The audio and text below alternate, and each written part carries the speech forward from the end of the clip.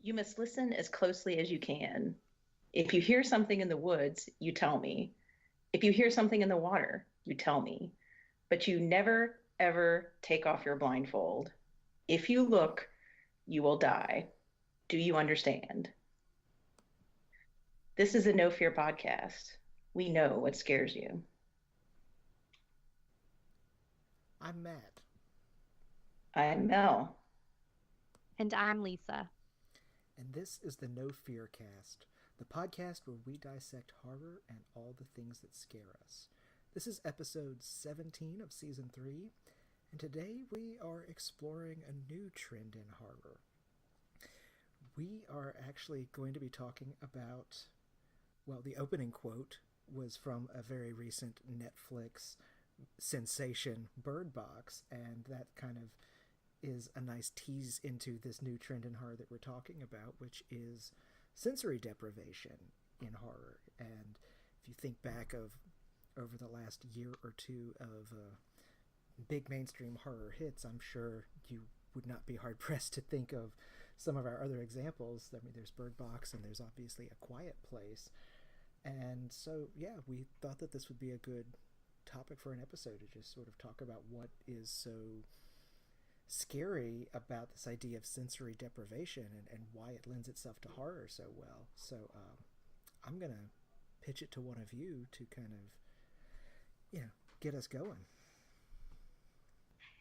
Yeah, when we first started talking about coming up with a new episode topic, uh, we were looking at the direction that horror was taking, and we've noticed that there does seem to be this kind of new trend of, as you called it, Matt, sensory deprivation. So this idea that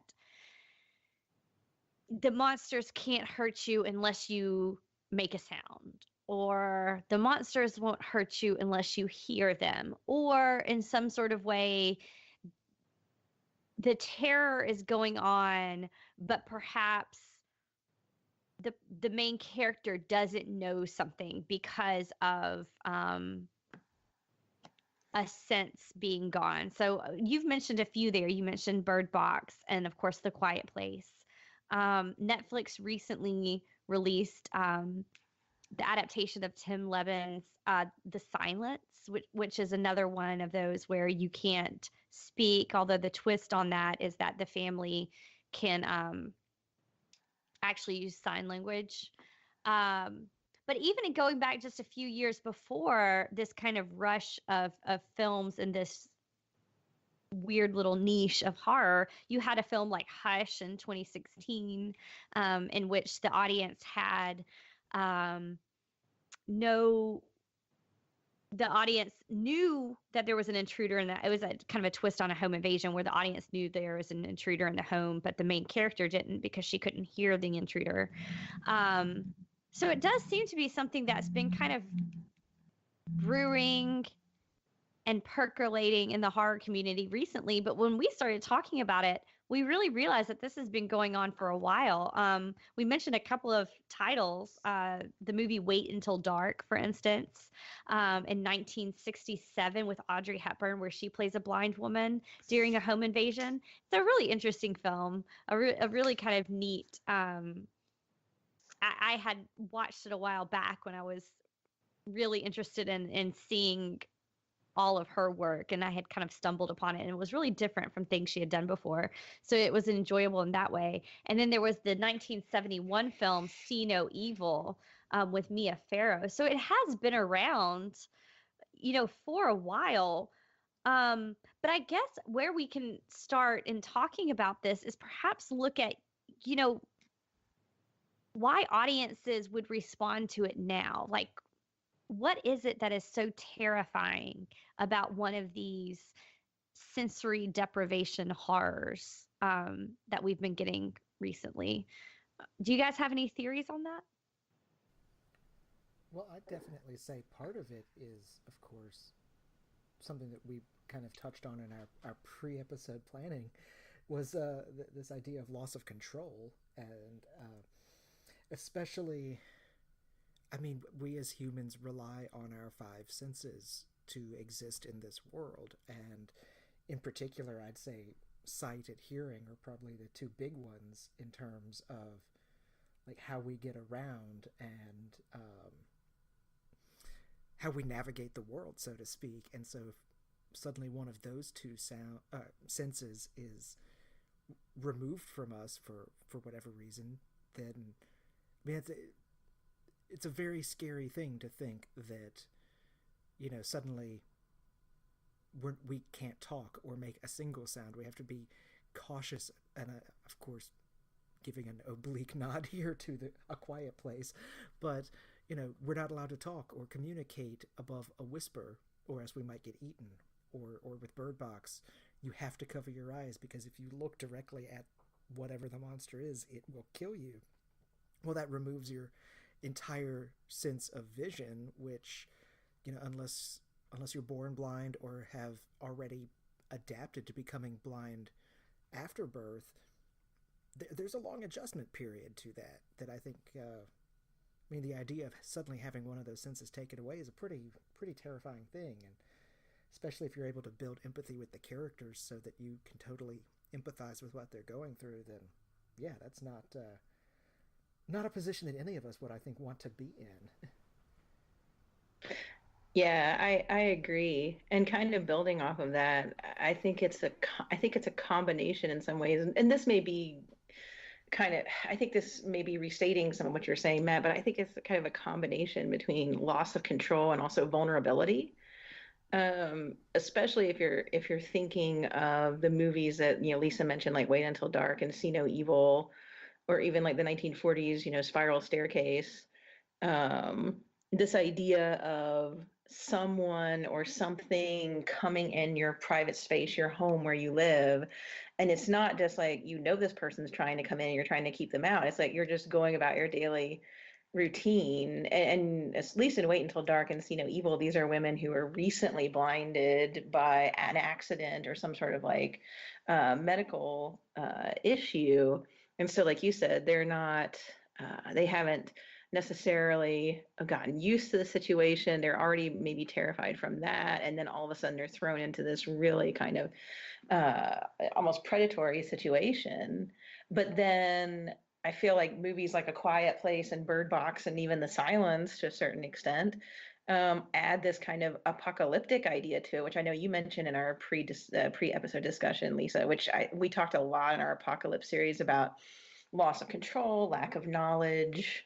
And I think if you're looking at like sensory deprivation or movies where you can't exercise one of your senses, like it's not only like a loss of control, but it's also like you don't know what the thing looks like, or you know, yeah, there's so much that you just don't know because the world has completely changed. And so I think there seems to be, it's all scary, but I feel like maybe there's something different when you look at the ones that are apocalyptic and the creature features, because there's something kind of not external coming into your home, but like external, like changing your entire world. Yeah, I think there is something to that idea of changing your entire world too. That we talk a lot, like you'll hear people use catchphrases in the news and stuff about like, well, this is our new normal now, after something catastrophic has happened. And that term, because I'm thinking, Mel, you brought up the idea of apocalyptic narratives and how it often fits with this idea. Um, and that term has always bothered me, the idea of a new normal, because, normal is something that you take for granted. It's almost comfortable, it's boring in a way. And it's something that we know how to navigate. And so when you call something a new normal, you're negating this really difficult, I think, transitional period after something has happened. And you mentioned in these films, okay, look at Bird Box and A Quiet Place kind of first, because there you have people who have had to learn very quickly to adapt to a world that has changed. And I think it's fitting that both of those, for instance, have children involved in their narratives, because that becomes increasingly more difficult. Like if it would be difficult for me not to look, for instance. I mean, it would be devastating to think I couldn't like pull out a book and read it, just something simple like that. Um, or look at my child or something like that. But I feel like if I knew the stakes were life and death, I would be okay not looking. The curiosity would not get to me. But how do you convey that to a child? Especially a young child. How do you convey the idea of, no, okay, I know you want to look, but you can't look? Um, or make a noise. That was one of the most terrifying moments in A Quiet Place, and I won't spoil it since it is relatively new if you haven't seen it. But there's you can imagine having a child and trying to keep them quiet. Children just make noise. That's what they do. So there's a certain terror I think that comes along with that. But when you're looking at something like The Silence, even though there are some comparisons that you can make, especially with that post-apocalyptic storyline, one of the things that I think is really interesting, and Mel, you had, I think, also made this connection with like the movies Wait Until Dark and See No Evil in the 60s and 70s. Um, you have main characters that are relatively new to like losing their sight. Or in the case of The Silence, losing their hearing. You have the daughter who has lost her hearing, but I believe it has only been a few years since she has done that. So the whole family, and herself included, have had to have gone through already a pretty huge transition. Um, and there's a certain, I mean, I don't even know if I can describe it, but there is a certain terror to that I think these movies are trying to um are trying to recreate. Maybe, I mean, there's certainly strength in it, and that's certainly the strength of the family in The Silence, because of course they can more easily adapt to it. um but I think it's also trying to just show the struggle of that too. I don't know if I'm making sense with that, but I'd say you are, and I don't want us to move on too far from that idea of the new normal, because as you were talking, it got me thinking, and so bear with me as I'm kind of thinking through this on my feet. But um, I like that idea of the new normal, but I'm going to beg to differ with you in just a little bit, or just a little bit about at least specifically Bird Box and A Quiet Place, because both of those, and like you said, I'm going to try to avoid substantial spoilers here, but both of those do involve a significant time jump at some point, to where both of them show how the people have adapted over the course of, I guess, about a year or two from when they start to, I guess, what the present is. And Bird Box actually jumps back and forth throughout a couple of different points in time. But but but both of them show also kind of the danger of getting too comfortable with the normal of this new world, if that makes sense. Like, I'll use Bird Box as the example. Sandra Bullock in the movie, I cannot remember her character's name, so and I haven't read the book. Mallory. Thank you. And I haven't read the book. It is in my pile of to be read. But yeah, Mallory only takes the children on that river voyage. I don't know if that's the right word, journey, whatever, because the normal that they had created in this new post-apocalyptic thing gets disrupted in a very dangerous way, in which they have to leave. Does that make sense? So like they had gotten used to a certain type of survival, and it was very much just surviving. It was not a full life of the mind, or anything like that in what we think of now. It was very much living for survival, but it had become rote enough that they were in one place for a long term, and were then forced to leave and journey back out into the really unknown, uncharted parts. And something kind of similar happens with A Quiet Place, at least with the time jump. So I don't know. I guess they also kind of, they show how people do begin to adapt without being able to use these senses, but then once they're forced out of their comfort zone again for whatever reason, things take another turn. And I mean, the real tension in Bird Box, at least in that part of the story, is the turbulence of being out on, well, the literal turbulence of being on a river blindfolded, but also just being out anywhere where you have no idea what's around the next bend and what's around the next corner, and their new normal gets shaken up again even after this whatever monster has created this apocalyptic world. Yeah, that's a really interesting idea. Because when you think about it, in both A Quiet Place, and I'm gonna call it The Quiet Place. I know I struggle with that one, but A Quiet Place.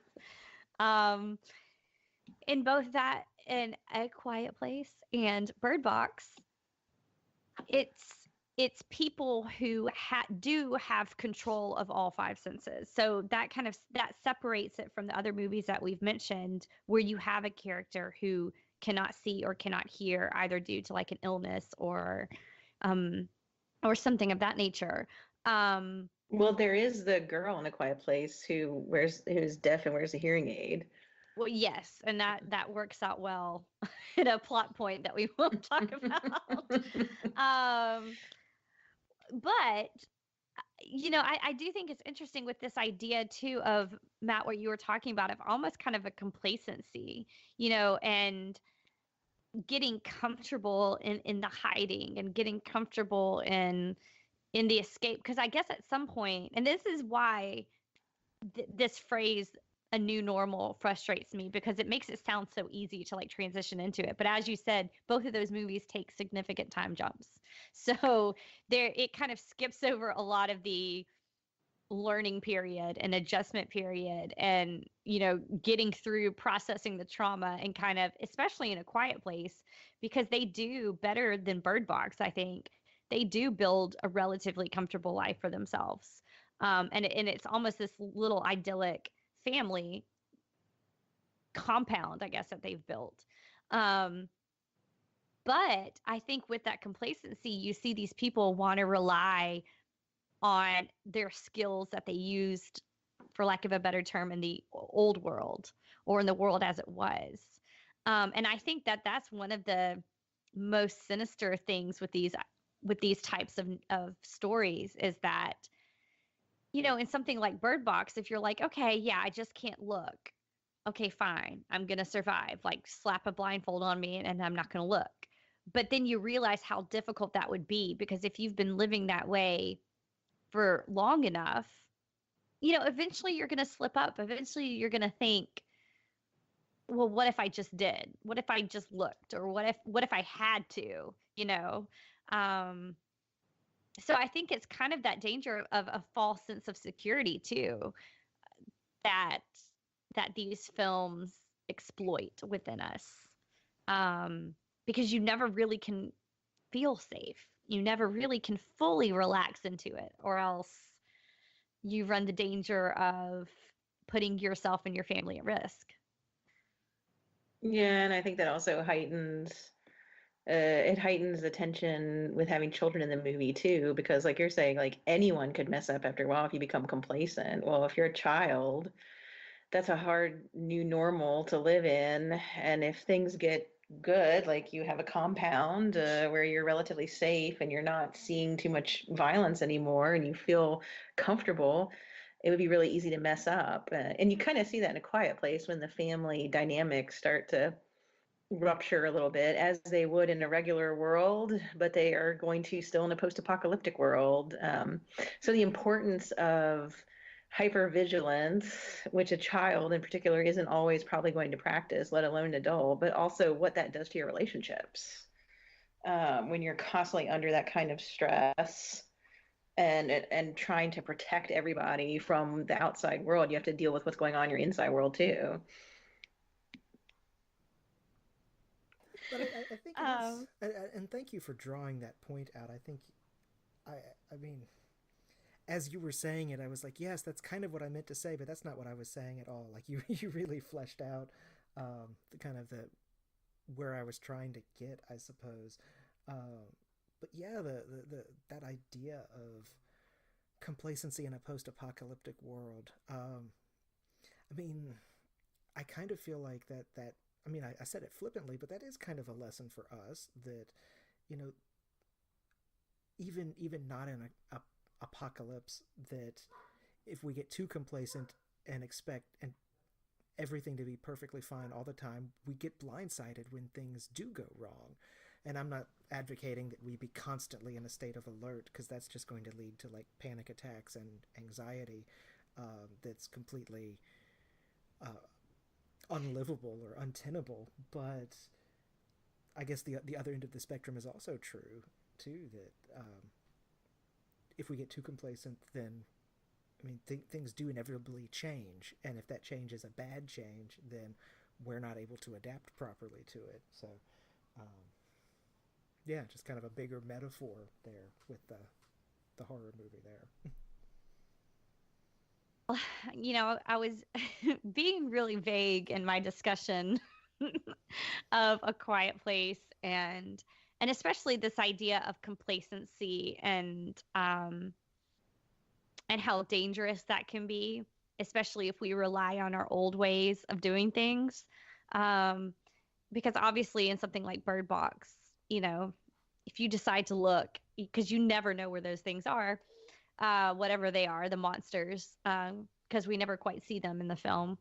Um, but I was trying not to talk about too many of the details in the ending of A Quiet Place because I didn't want to spoil anything. But I really feel like, to illustrate my point, I'm going to talk about it. So before I go into it, since this film is, only came out last year, I'm going to go ahead and put a spoiler warning right now. So if you have not seen A Quiet Place, I would recommend hitting pause on this or skipping ahead, maybe 5 to 10 minutes, so that we don't ruin the ending for you, because it's a really fun movie to watch, and I don't want to spoil it for anybody. So this is your warning that you've got some spoilers for A Quiet Place coming. And okay, so for those of you who are still with us, no, I was thinking, Mel, you brought up the idea that the daughter of the couple, and I can't remember her name now in the movie. Anyway, the daughter, who she's partially deaf. Is that what we?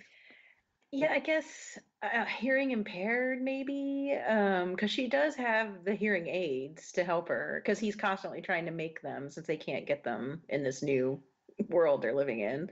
Right.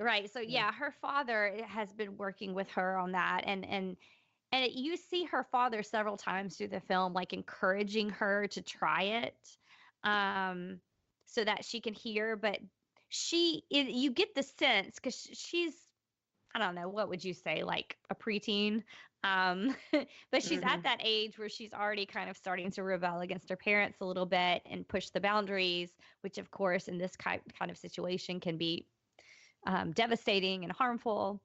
Um, but she does not want to wear the hearing aids. They never quite work. They always cause this feedback, and she never, her father's always tinkering with them and trying to get them to work. And there's this kind of push, which is this really good, almost like micro tension, I think, between them that you feel, because it's not just the family against the monsters, but as you said, there's kind of this family dynamic. And I was thinking of that character as you were talking about this idea of kind of complacency, maybe, if that's what we want to call it, in these post-apocalyptic worlds. And had she just gone on with her life, because she was more comfortable in her non-hearing, I guess.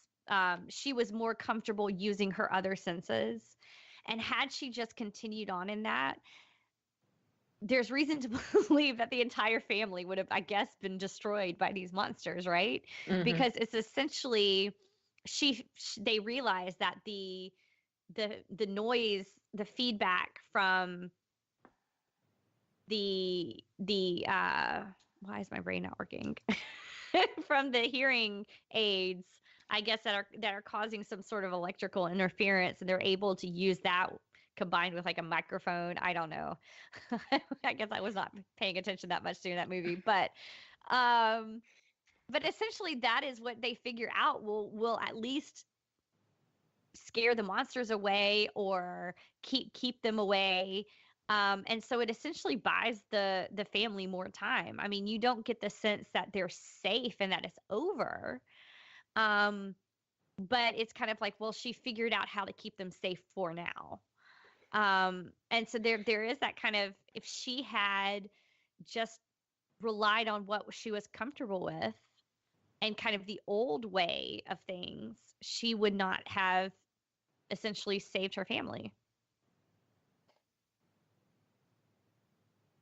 Yeah, though you could make the argument though that the fact that she wanted to use sign language and not necessarily wear these hearing aids he was making, and the fact that they could all speak in sign language might have been a strength on their part to survive. But Because up to a like other point. people, but up to a point, up to you're right. Because like other people would eventually, other people would need to communicate in some way that would cause the monsters to be able to get them, whereas they had that. Like her what's the word I'm looking for? Like adaptation.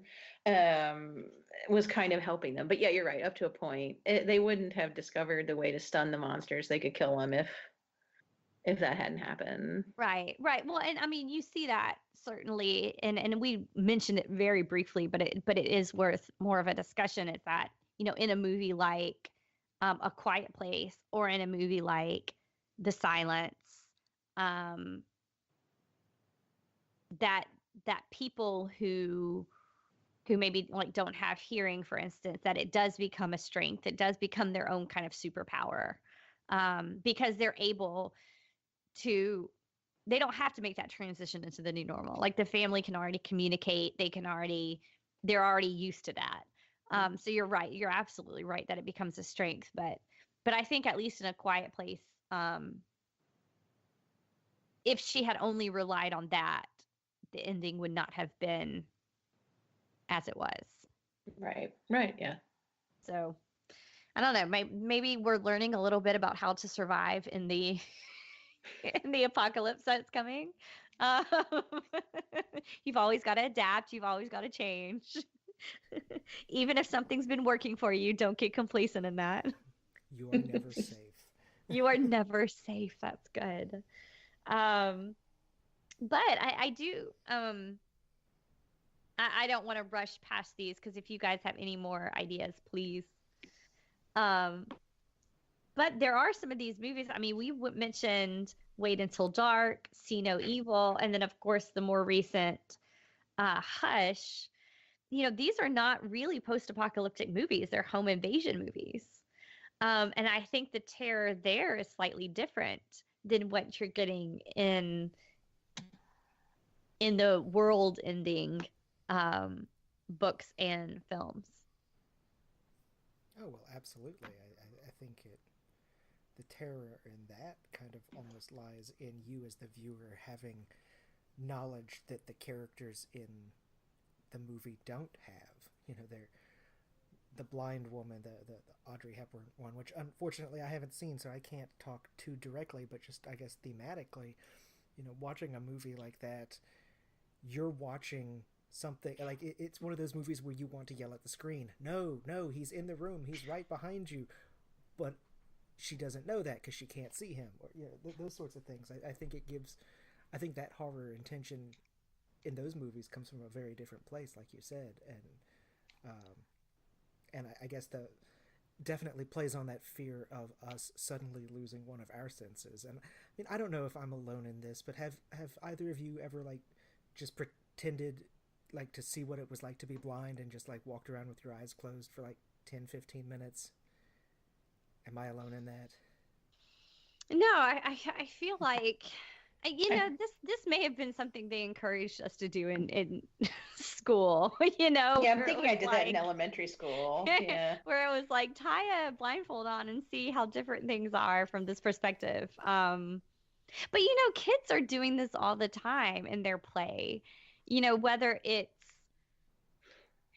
putting a blindfold on, or trying to sneak around and be, very quiet, or even like that game where the floor is lava, and it's trying to maneuver around the house and not touch the floor, right? I mean, they're always kind of experimenting with, I don't know, let's make life difficult.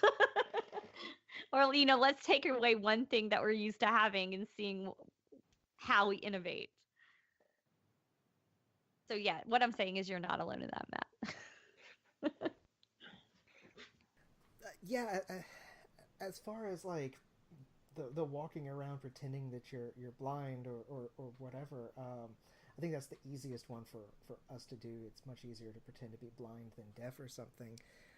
But I guess the horror, I don't want to make it sound like suddenly becoming disabled is the horror, but it's more the learning to live with the disability and having things go wrong that are out of your control while learning to live with the disability. Does that make sense? Like, I don't think the horror is Audrey Hepburn has suddenly become blind. The horror is that she hasn't gotten used to navigating this world that's drastically changed for her, and now there's a situation that is extremely dangerous for her, and yet she's not fully aware of it, I guess. So it really relies, I guess, on like empathy for the characters in a different way than like Bird Box or A Quiet Place. Yeah, I think you're right. And kind of going back to what you had first mentioned, Matt, just the idea too of the terror in those types of stories doesn't necessarily come from, like you said, like, oh no, I've lost my hearing or I've lost my sight, but the terror is from the audience's point of view, because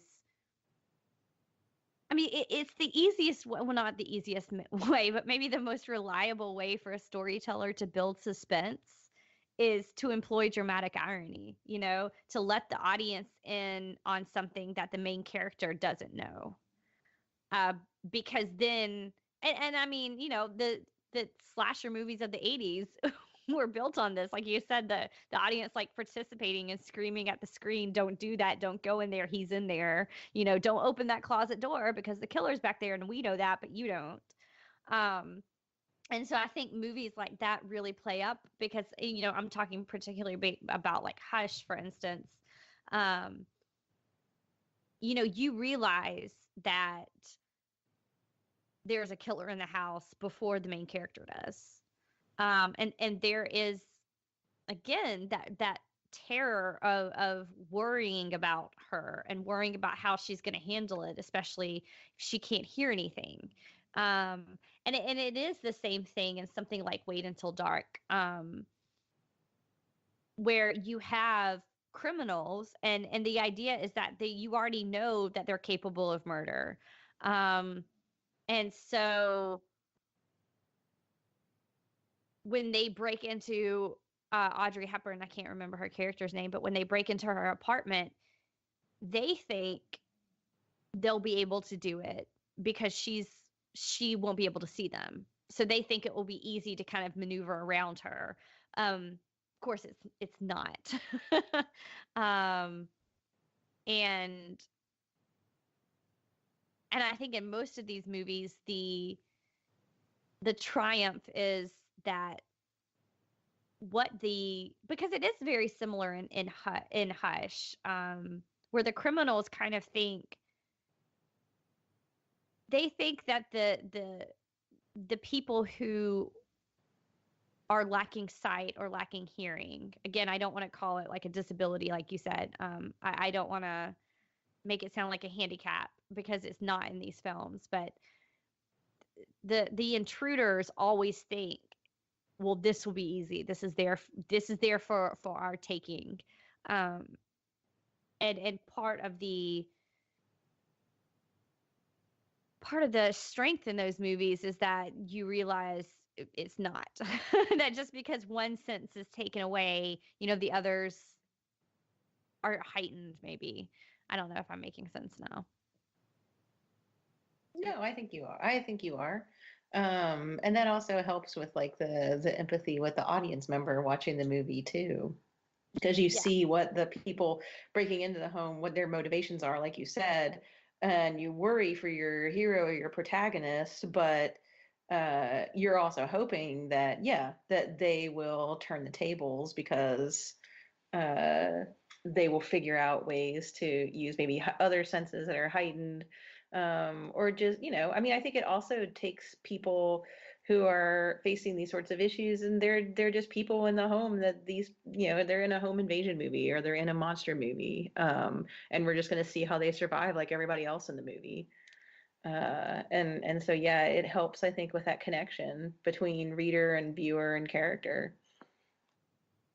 Yeah, that's a good point because it is a different kind of watching experience or viewing experience when you're seeing these types of films, because when you watch something like A Quiet Place or even Bird Box, like it very quickly turns into you're just wanting to see how the characters will defeat the monster or how they will escape with their lives. So it is like a chase film, you know. I mean, it made sense to me that Bird Box, both the movie and the film, feature the river so heavily because it is a journey movie, you know. Um, but when you watch something like Wait Until Dark, it is a different viewing experience because, and I don't know, I don't want to say Bird Box isn't suspenseful. But I do think there's much more suspense in something like Wait Until Dark or Hush. Um, and maybe it is that more intimate feeling with the main character of when you can clearly see the danger they're um, in a way that, for instance, Bird Box and A Quiet Place didn't let you. Knew the entire world was dangerous in those movies. um, yeah, it's just a different it's a different viewing experience. Yeah, Lisa, I think, bringing up the viewer reader's experience as we did, with these different sorts of, movies, the home invasion aspect versus the kind of creature feature aspect of some of these more contemporary films might be a good place to stop, and end our discussion here. Or else we'll end up giving more spoilers and making people angry at us, probably. Um, so, listeners, this was kind of a one-off episode, a transition, so to speak, between series. So, if you're wondering why we're all of a sudden just talking about this new trend in horror and a little bit of the history around it and not starting a new series, we were kind of talking about if there was some way, there was some topic that we'd been wanting to talk about or we were kind of interested in that we could do as kind of a bookmark between series. So when we get back in a couple weeks, the week after next, for another main episode, we'll be starting a new series for you all. So this is not a new format. This is just kind of a pit stop along the way. We hope you've enjoyed this. We've enjoyed talking about these movies.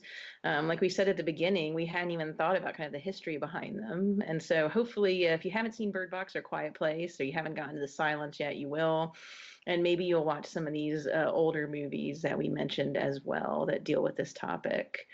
Before we go, we just like to remind you that we are on social media. So if you want to ask us any questions or throw in any comments about our series or this episode in particular, or you watch one of the movies and you want to share that with us, feel free to find us on social media, Twitter, Facebook. You could email us at nofearcast@gmail.com. We would love to hear from you. We love hearing feedback about our episodes, and we do read messages and respond to them. So until next time, as always, thanks for listening.